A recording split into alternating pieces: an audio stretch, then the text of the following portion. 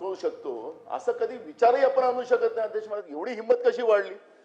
मग परवा नाशिकच्या सेशन कोर्टाने एक निर्णय दिला की डिस्क्वालिफिकेशन झालं तर निवडणुका लागतील.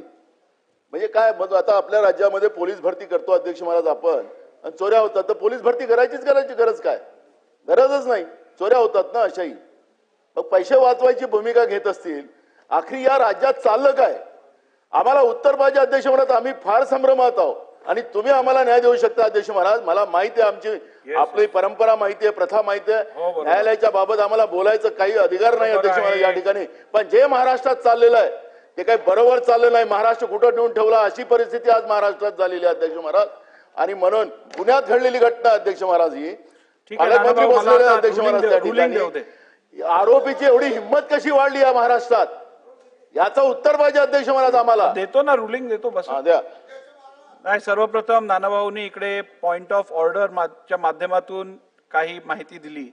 खरं तर पॉइंट ऑफ ऑर्डर हा सभागृहातल्या कामकाजासंदर्भात जर का काही अनियमितता असेल तर फक्त त्या संदर्भात आपल्याला वापरता येतो, नंबर 1.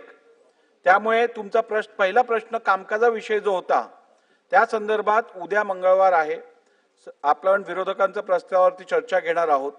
जर का विषय समान असतील किंवा नसले जरी तर तुमचा पेंडिंग प्रस्ताव आणि उद्याचा प्रस्ताव हा क्लब करून मी दोन्हीवरती चर्चा घडवून आणीन, नंबर 1.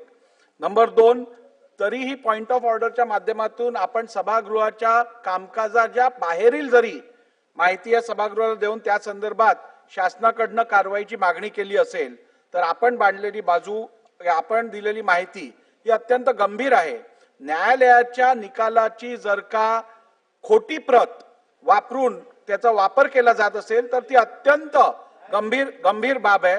शासनाची याची सखोल चौकशी करावी आणि जर का दिलेली माहिती सत्य निघाली तर संबंधित व्यक्तीवरती फौजदारी गुन्हा घेण्यात यावा.